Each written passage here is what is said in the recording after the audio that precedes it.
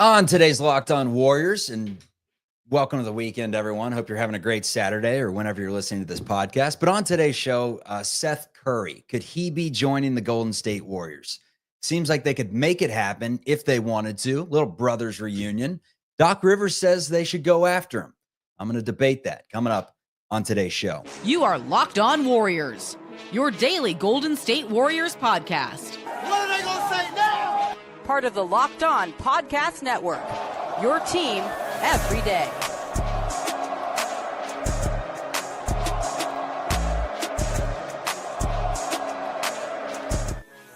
All right, what is good, everyone? Happy Saturday. Welcome into Locked On Warriors. We are part of the Locked On Podcast Network, your team every day. The best way you can help us grow this show is to hit that like, hit that subscribe, tell a friend to tell a friend, send the link around, and also listen to us wherever you get your audio podcasts or on YouTube. Either way, we just like you being with us to talk some Golden State Warriors. My name's Charlie Walter, formerly at 95.7 The Game in the Bay Area. That's the flagship radio station for the Dubs. Also cover the team on TV for CBS News Bay Area. That's in San Francisco. On today's show, we'll get into a little Game 7, talk about Seth Curry and why Doc Rivers thinks that he should be a member of the Warriors this upcoming season. What do I think? What do you care? I'll give you my opinion on that. Plus NBA draft talk, Kevin Durant trade, and a little debacle in the locker room per Boogie Cousins. We're going to break down that. And Walker Kessler, an interesting name that has been tied to the Lakers. I think he'd make a lot of sense for the Warriors. Could they get that done? We're going to debate on today's show. Let's start with Game 7. It's coming up on Sunday. It's between the Thunder and the Indiana Pacers after Indy just smoked OKC in Indianapolis on June 19th. 108-91 was the final score, 17-point win. Indy's just, who's going to be finals MVP? They're so balanced right now. And obviously it's between two players. It's between Siakam and it's between Tyrese Halliburton. Take your pick of who it may be after Siakam got the Eastern Conference Finals MVP. I think just based off the Game 1 heroics, you would have to lean towards Halliburton, but Siakam outscored him in their previous game. He had 16, 14 for Halliburton, 17 for Nembhard, 20 for Obi Toppin, 12 for TJ McConnell. A lot of these names aren't necessarily sexy names, right?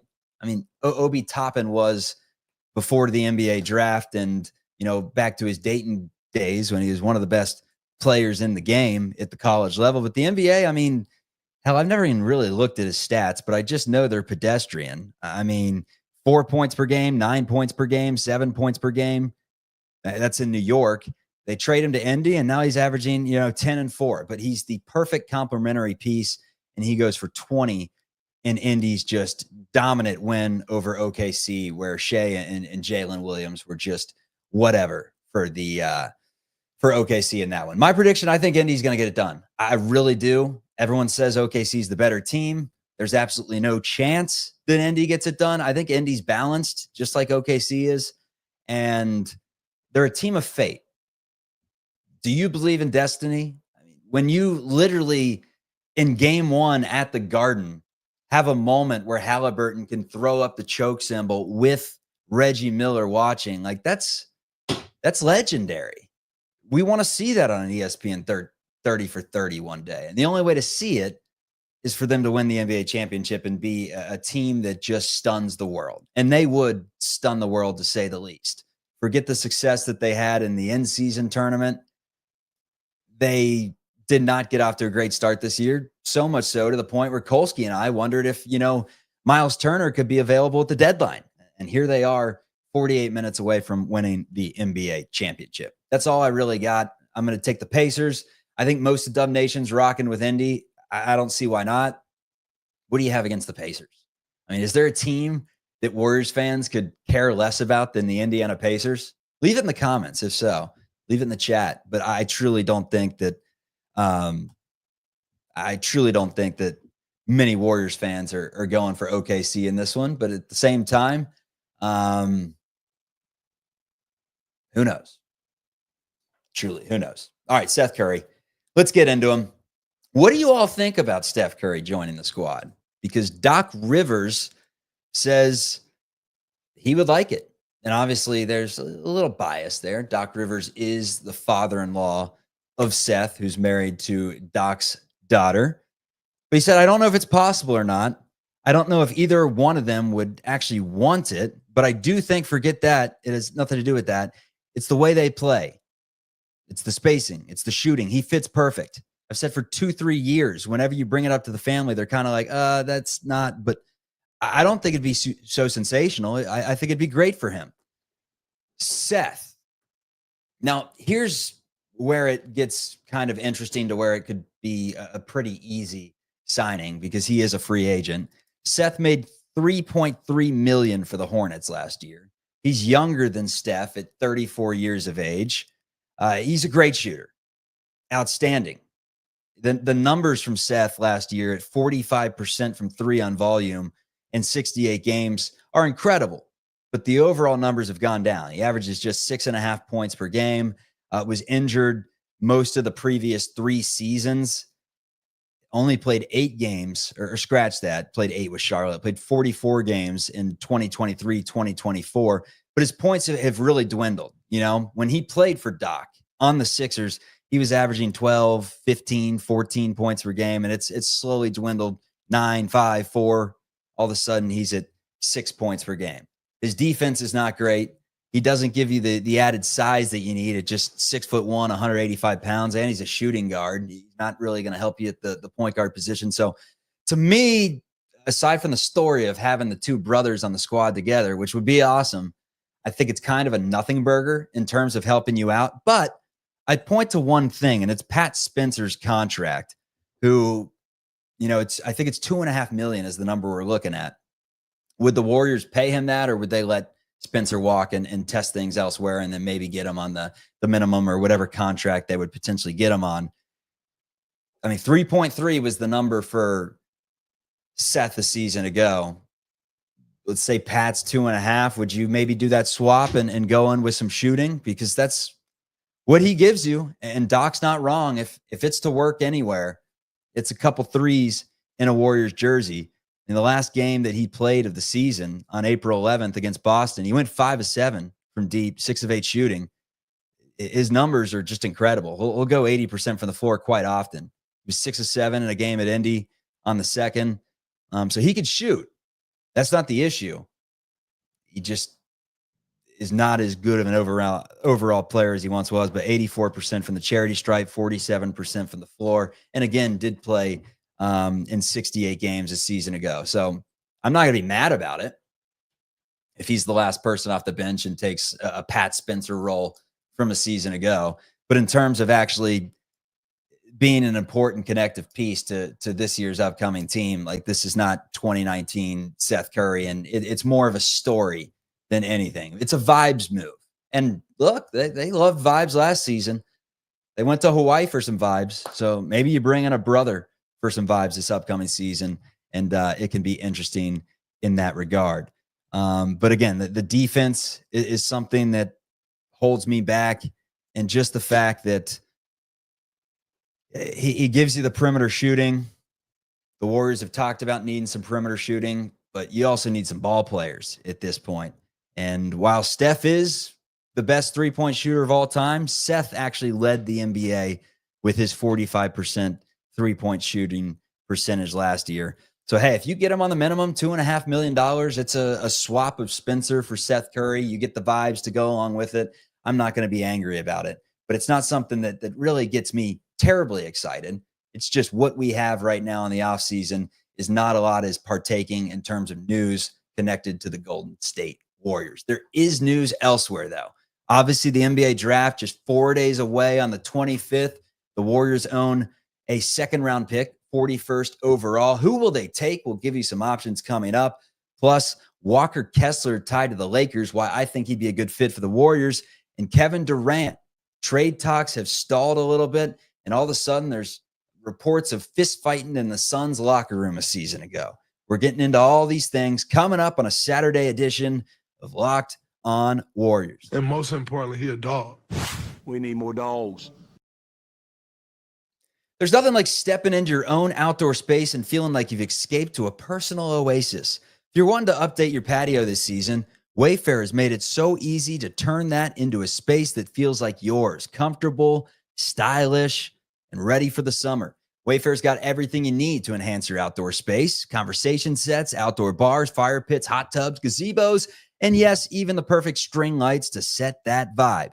It's like giving your backyard that resort feel without the resort price tag. You want to update your outdoor area, indoor area, Wayfair is the place to go. The delivery's free, fast, totally hassle-free, even with the larger items. Now when I'm hosting friends or just unwinding with a book, yes, I read it in a book, it genuinely feels like my own private retreat. Don't wait.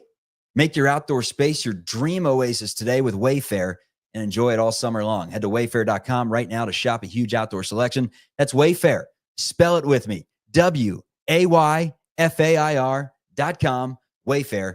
Every style, every home.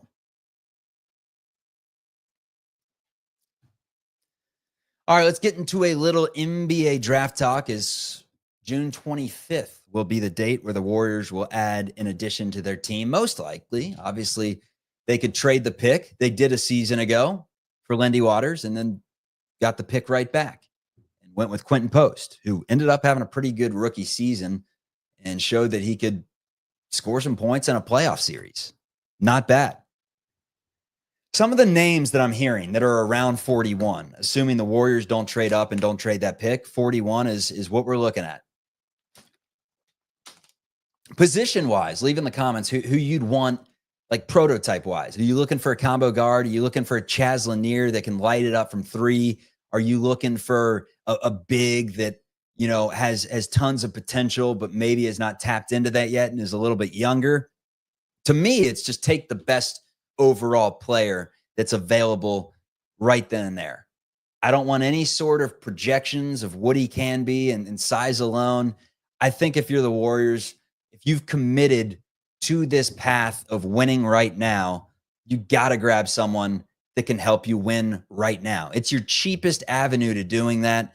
You're only so flexible in the free agent market this offseason, and you can only do so much with trades for the most part, unless you get crazy with it with some of those high salaries, because that's what the Warriors don't have this upcoming season that they had a season ago, is the filler pieces like $8 million from Kyle Anderson and $9 million or $13 million from DeAnthony Melton. And some of these contracts that were able to land them Jimmy Butler, they don't really have that right now. You know, it's Moses Moody's 13. It's Kuminga's 8 is what they would basically match to keep him as a Warrior. And then aside from that, it's a bunch of guys that are pretty cheap. Looney and Peyton, they may be coming back on minimums, or they may test the market and see if their value is considered higher elsewhere. We'll see. But some names. Let's go with a point guard, Tyrese Proctor from Duke. That was Evan Giddings' guy. He really liked the play of Tyrese Proctor this season. Obviously, he's an Australian point guard. He's 21 years of age. He averaged 12 points for a team that probably should have competed for a national championship, but really blew it down the stretch to the Houston Cougars. Averaged 12, 3, 45% from the floor. He can shoot it from deep. Shot over 35% the last couple of seasons, 40% on volume this season. But again, just a couple of assists per game. The turnover to assist ratio is 2-to-1 in that regard, or 2-to-1 assist to turnover ratio, I should say. Nothing incredible there. I'm not going to sit here and act like I know a ton about Tyrese Proctor's defense, but he is big. He is a big guard. He's 6'6", 183 pounds. He's 21. He was effective on a really good Duke team. And like Sion James, who is another player from Duke that the Warriors have worked out and could be interested in 41. Sion James a little bit bigger, a little more well-rounded, I would say, than Tyrese Proctor, but also not the scorer that Proctor is. So 2 players from Duke. It makes sense. Mike Dunleavy is from the Brotherhood. So you would have to imagine that these two, and Proctor and Sion James, are legitimate options for the Warriors. But let's say they go outside of the Duke family. Let's say they go outside of this country and go with who right now is projected to be the Warriors pick at 41. And that is Rocco Zikarsky from Brisbane. And I'm not talking about Brisbane right next to Candlestick, old Candlestick. I'm talking about Australia. Now, Rocco is the tallest dude of the combine, 7'3" barefoot. The wingspan, it didn't measure nearly as good, roughly 7'5", but did have a standing reach, which was the highest, of 9'6". Dude is huge, huge. Should be a pretty decent defender in the NBA. Moves all right for his size, but have heard he is Charmin soft from those that have watched him in Australia. He's 18 years old. You can expect that. Seems like someone that's more of a project. Hanson Yang is another one that's huge. He's from China. It seems like maybe more of a project. Do you like just going with one of the tallest guys in the draft that can actually move their feet and say, maybe we develop a big, because we have not taken many bigs. Quentin Post, yes, he's a big, but he's someone that stretches the floor.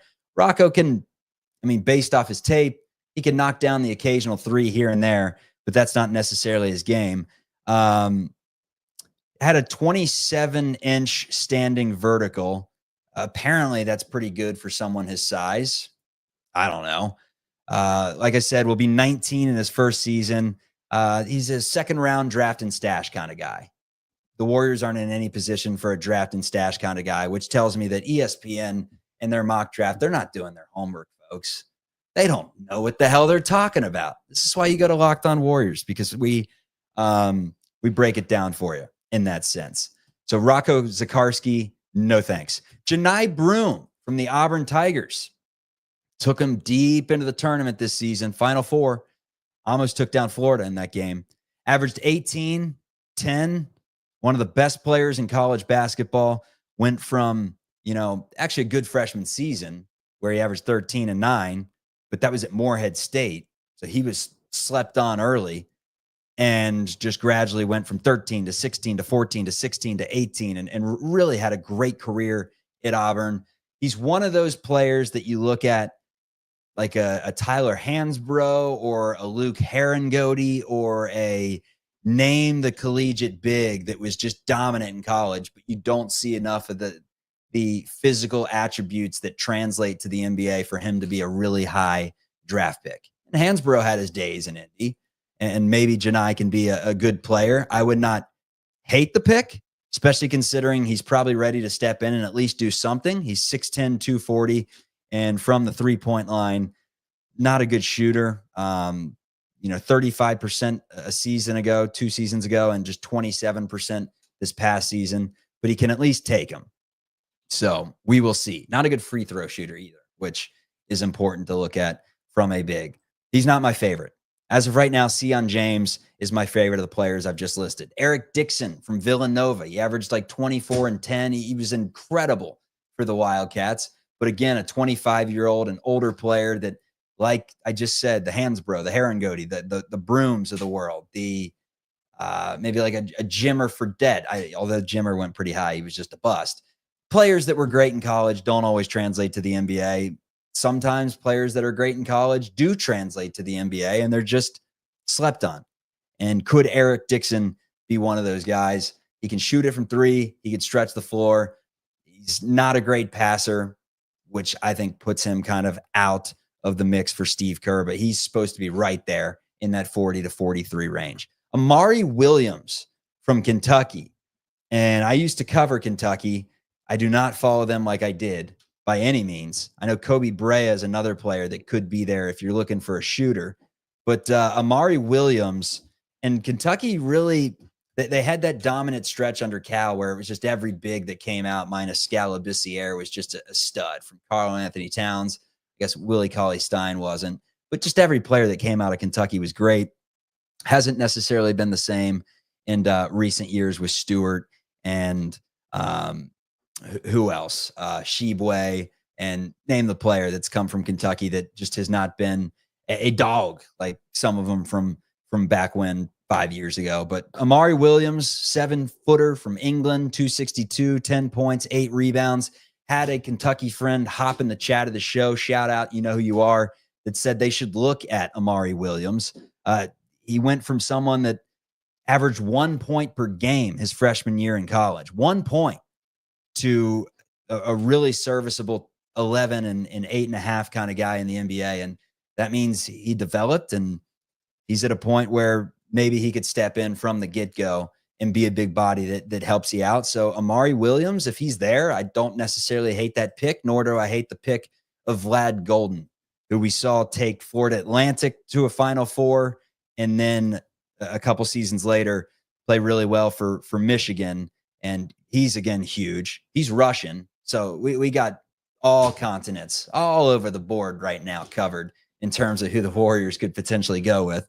But if you like the 7-1 Russian, he's Vlad Golden, played for Michigan, and Dusty May, 16.5 points, 7 rebounds, 33% from three.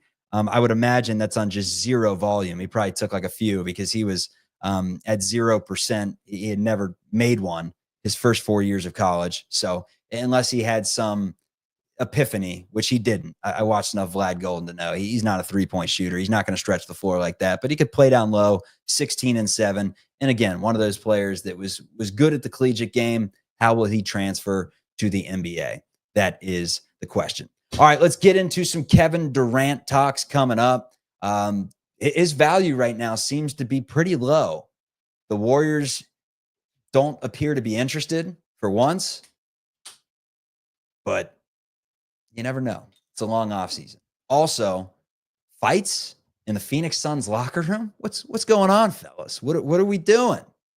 It's coming up on Locked On Warriors.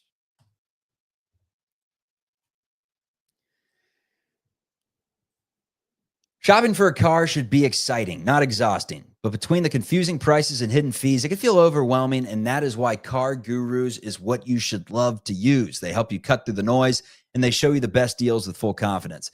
With over 4 million listings, CarGurus has more new and used cars than any other major online marketplace in the U.S. They verify dealers, provide real price analysis, and give you the tools and data you need to make the right choices without second-guessing yourself. Need a deal you can trust? CarGurus makes it easy to compare vehicles side by side with unbiased deal ratings. My favorite feature, price drop alerts. You know exactly when that perfect car you've been looking at finally falls into your budget. It's no wonder SimilarWeb estimated traffic data shows CarGurus as the #1 most visited car shopping site. Buy or sell your next car today with CarGurus at CarGurus.com. Go to CarGurus.com to make sure your big deal is the best deal. That's CarGurus.com, CarGurus.com. All right, what's up, everyone? Let's head to the comments. For those of you on YouTube, this is the time I answer some questions if you are being interactive with us today. And for those of you on the audio podcast, thank you very much for joining us. Hope you are enjoying some decent weather wherever you are. We got a pass on Seth from The Truth. Again, $2.5 million, peanuts at the end of the day. He's probably one of your last roster spots. How much do you love a storyline? How much would you love the Warriors potentially hoisting a trophy with, I mean, they already had the brotherly love and Damian Lee hoisting one with Steph. What would you feel about Seth in that regard? But in terms of him, like actually, like Doc says, being just a perfect fit and reviving his career, I don't know about that. We got a Sion James from Raymond.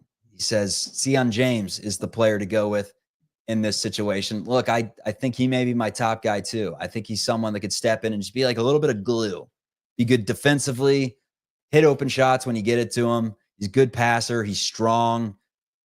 He may be someone that averages like 7 and 5. I mean, Aaron Nesmith is the name that they're comparing Sion James to. And they kind of had that like same build.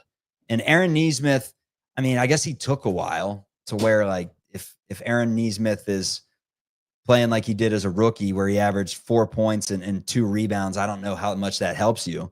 But he was also playing for the Boston Celtics when they were competing for an NBA championship. So, but he really picked it up as he turned 23. And granted, Sion James is younger than Aaron Nesmith was when he got drafted. But he's gotten to the point Nesmith has where he averages 12 and 4 per game. So if that comparison's correct, Nesmith would have been a perfect fit on the Warriors. We actually talked about him on this show earlier in the season when we thought the Pacers were going to have a fire sale, and here they are a game away from the championship. We got Micah Peavy is a name that's coming up. Rocco would be solid from Jaren. Vucevic from Todd Packer. He wants Vucevic and Lonzo. Bring that up on the next program that I have with Kolsky, who's a Chicago native and watches a lot more Bulls games than most human beings that are associated with the Golden State Warriors. And he will cry.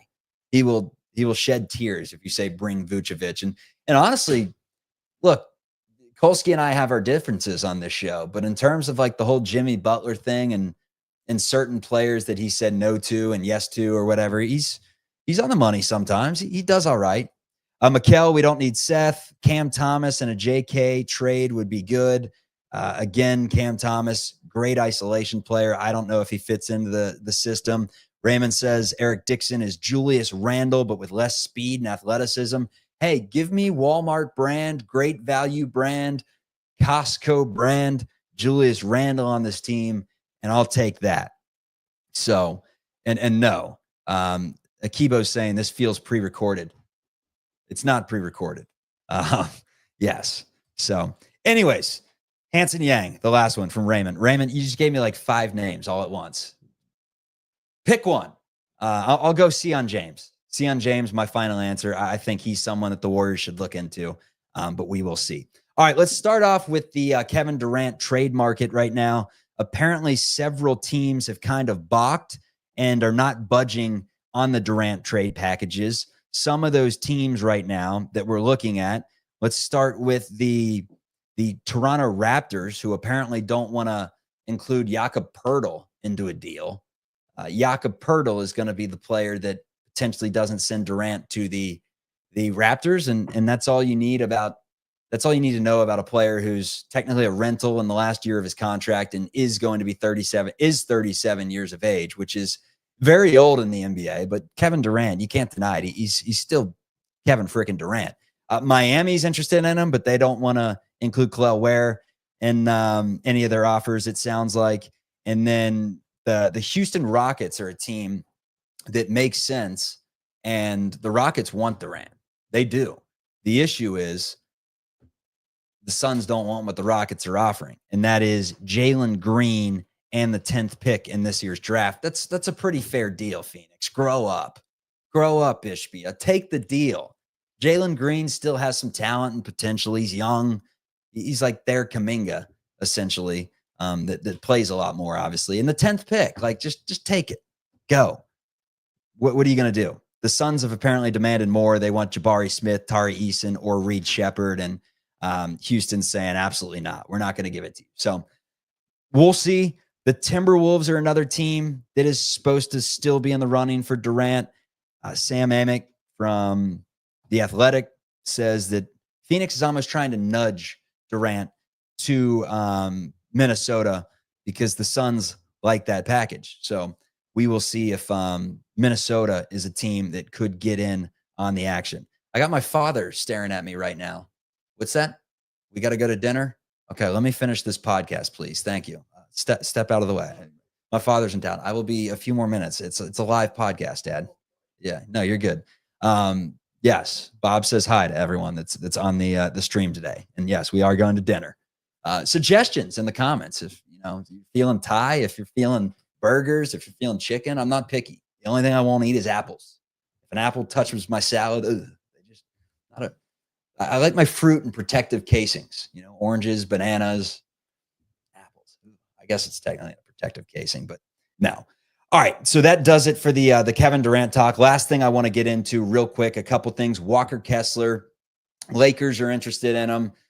There are reports that there is a deal on the table. The Jazz aren't balking right now or not, being compliant. We will see. Kessler's someone that averaged 12 and 11. He's 23 years of age. He's huge. He's good. I like Walker Kessler's game a lot. I think he would be a fit for the Warriors. But again, it's Danny Ainge. We know he likes pods, but Walker Kessler makes a little more than pods. So I don't know he'd make that work in terms of finances. We got a long offseason, and we will get to more on Walker Kessler as we move forward. In terms of the Suns fight that's going on right now, someone's lying is what it sounds like. Boogie Cousins came out and says that there were multiple fights in the Suns locker room, fist fights, that the culture was bad, things were toxic, and that led to a horrific season that saw them not even make the play-in. Kevin Durant came back and said, I have to contest this 94-footer. This is some bull to throw on us. Yeah. We were trash this year. Ha, ha, ha. But we never got close to this. Never. What do you think? Were the Suns, and it obviously wasn't Durant fighting in the locker room, but DeMarcus responded and said, the source was one of your teammates, Killa, and I was not referring to you. Save this S for the others, homie. And Durant said, whoa, Boog, I don't want no problems with you or anybody on earth. I promise. All I'm saying is your source is lying. Maybe everyone gets off Twitter for a little bit and enjoys the sunshine. Go for a run on the Embarcadero.